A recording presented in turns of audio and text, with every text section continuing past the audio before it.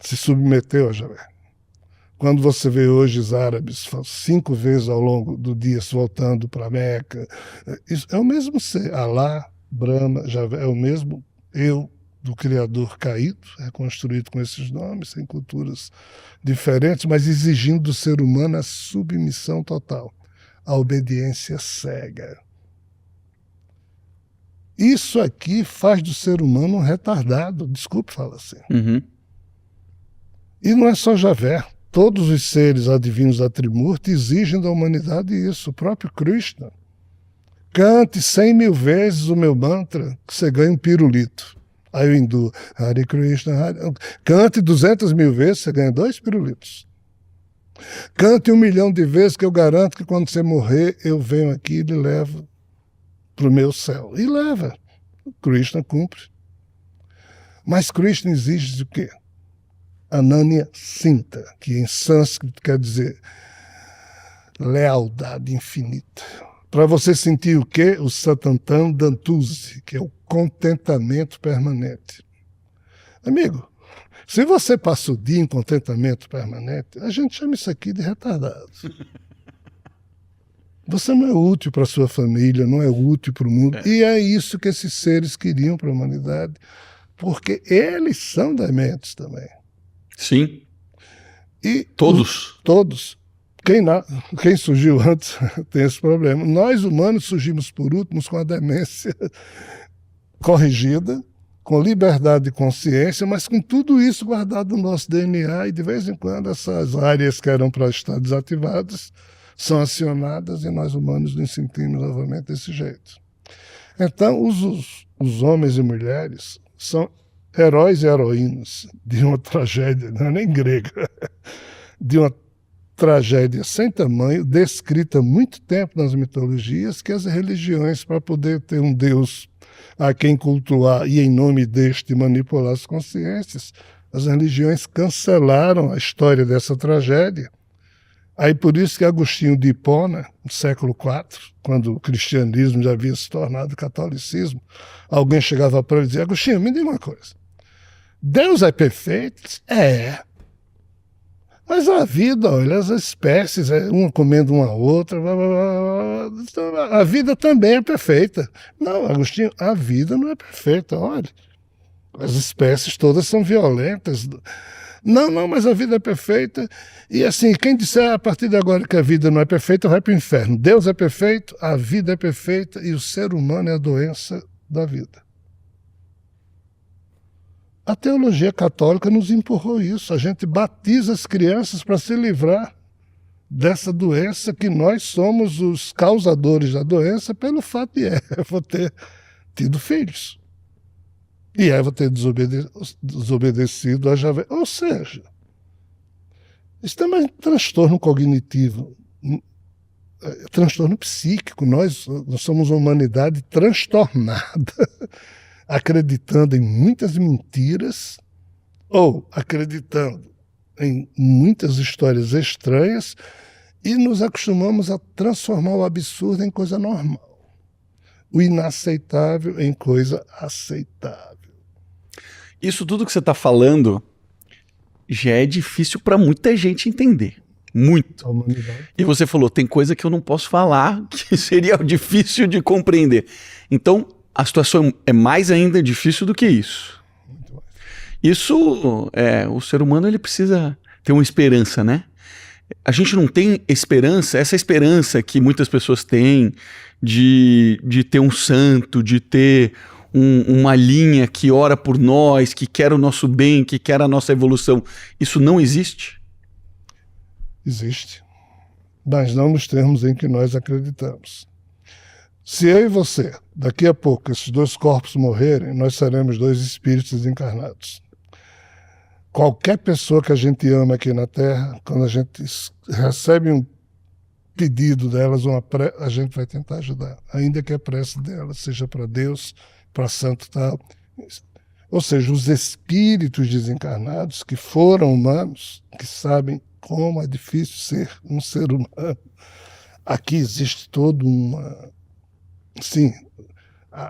conspiração para tentar ser útil, tentar ajudar. Nenhuma prece de nenhum ser humano é perdida. Ainda que esse ser humano esteja rezando para um santo inexistente, para a turma dar um jeito de... Por quê? Porque não há distância entre os seres que se amam, como também não há distância entre os seres que se odeiam. É tudo muito... Nós somos todos elos de uma só. Né? Mas aqui tem um problema. Qual é o problema? De novo, olhando sob essa perspectiva, nós temos dois tipos de seres humanos na Terra. Os que vivem conforme as suas limitações. E estou só retornando ao que eu já falei antes. E os que vivem conforme as suas aspirações e se agigantam. Qual é a turma que vive conforme as suas limitações? É a turma do transtorno cognitivo. O que é um transtorno cognitivo? É quando você... aconteceu um fato, ou a vida existe, você olha para a vida, ou você vai definir uma coisa, você cria uma narrativa daquilo ali, assume a narrativa como sendo verdade, ainda que não seja. Mas para você é porque é agradável para você pensar aquilo.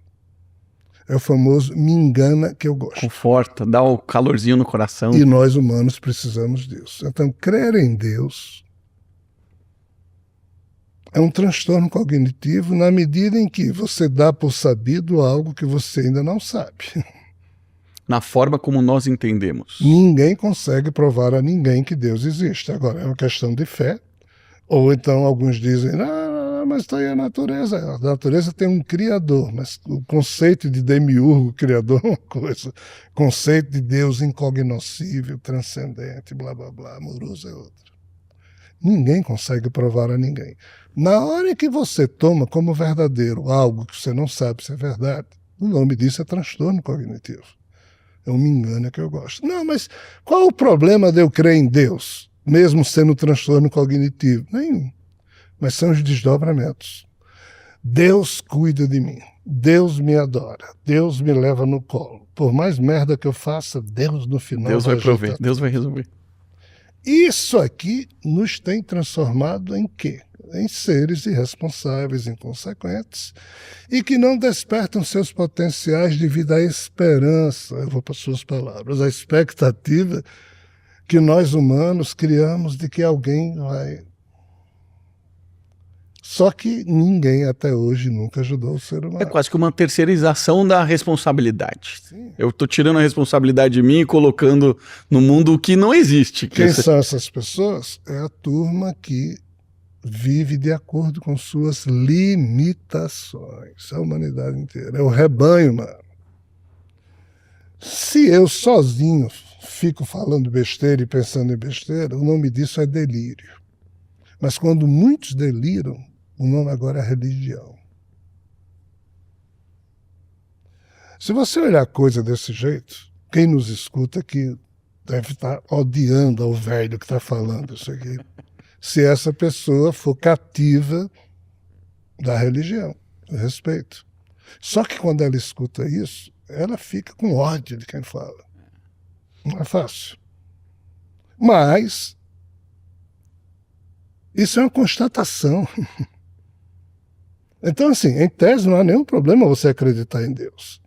Mas na hora que você mata em nome de Deus, na hora que você fica com raiva de alguém porque o meu Deus é melhor do que o seu... Aí, os desdobramentos disso aqui apequenam o ser humano a tal ponto que ele não desperta seus potenciais, ou seja, ele jamais será um ser humano que viverá, terá um planejamento de vida de acordo com suas aspirações, ou seja, ele vai ser sempre alguém da mesmice. Então a humanidade aqui não evolui.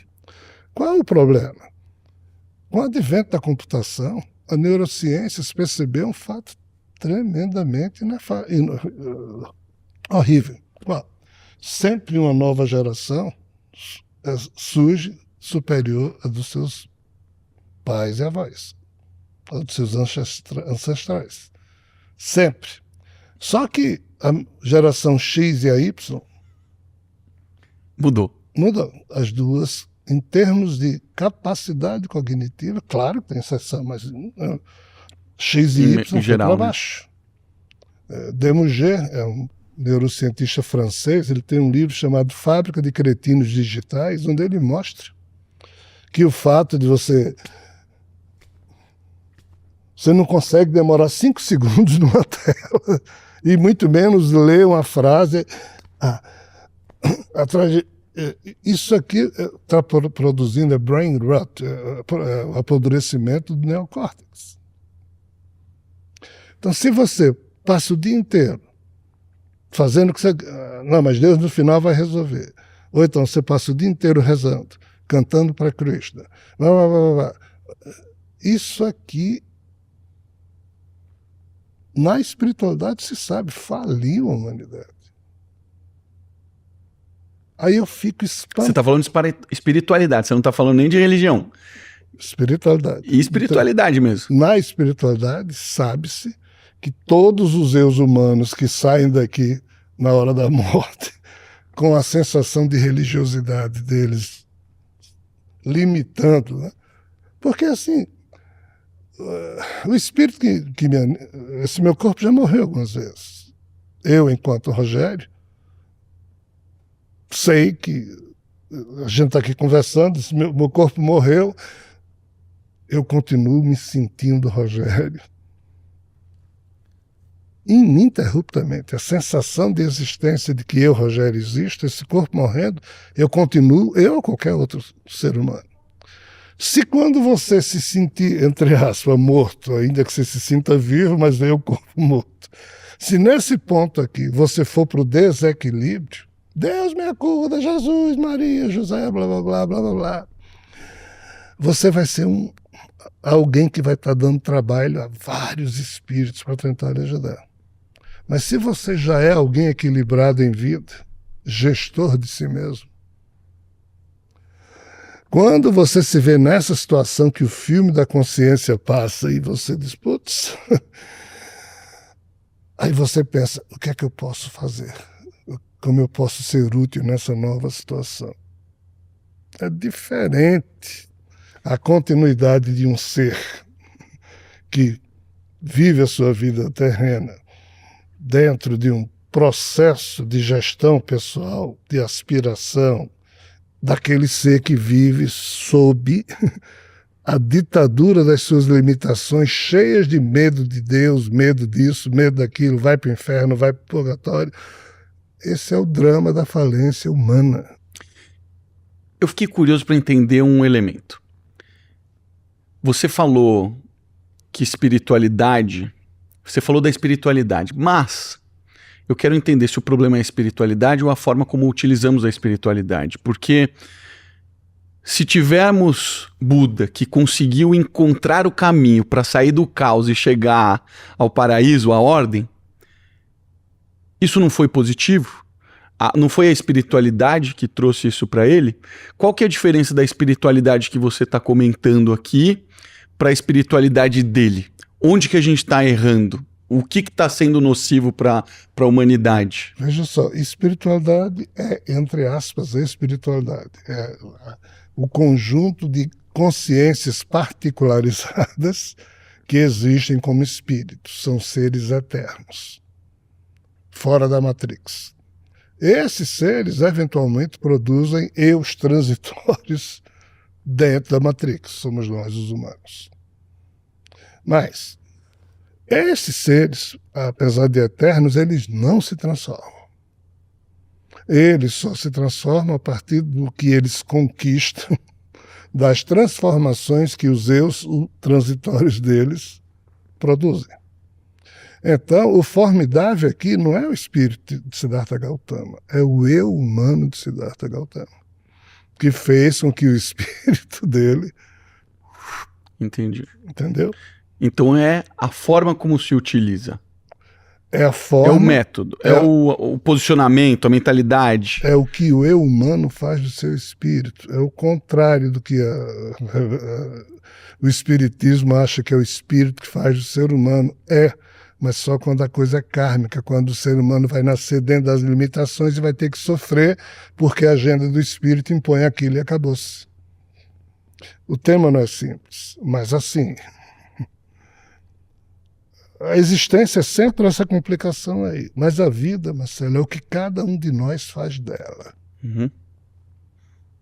O espírito, ele cria uma programação que tem lá seus limites, suas imposições kármicas. Agora, o nosso livre-arbítrio é igual ao de um prisioneiro. Dentro dos 4 muros da prisão, a gente faz o que a gente quer, mas está ali preso.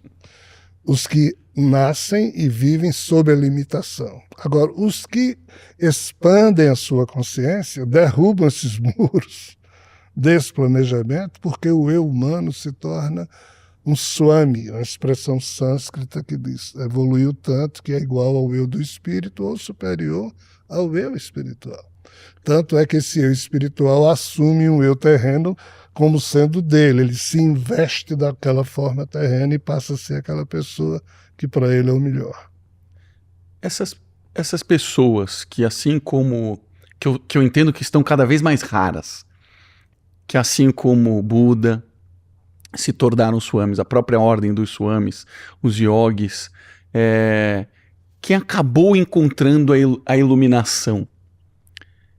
Essas pessoas, na maior parte das vezes, abdicaram das suas vidas, né? Na maior parte das vezes, foram para monastérios, saíram um pouco da loucura da vida. Mas, ao mesmo tempo, me recordo de pessoas que falavam assim, não, a iluminação ela tem que vir no meio do caos, continua tendo sua família, seus filhos, sua vida. Mas me parece que isso enfraqueceu, né? Isso está cada vez mais sumido no mundo. A própria Índia, que falava-se ser o berço espiritual do mundo, já não tem mais tanta presença desses seres. Isso é um caminho onde a gente deveria se espelhar, deveria se inspirar? Veja bem, se o mundo fosse todo hindu, seria um grande barato. Por quê? Porque no Oriente, na cultura hinduísta, se um homem chega, reúne a família e diz, eu vou ser um retirante, eu vou passar 5 anos meditando.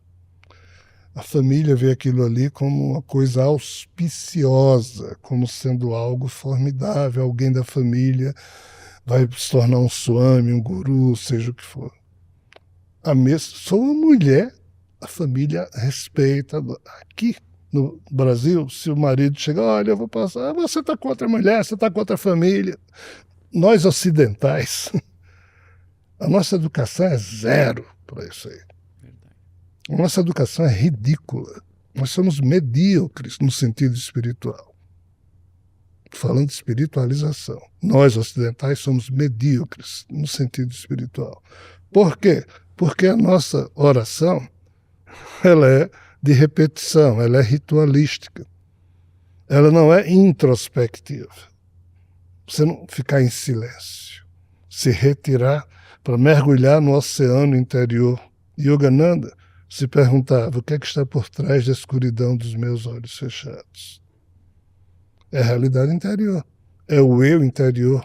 As religiões ocidentais não sabem nada de eu interior, de vida interior, confundem vida interior com oração. Então, veja só.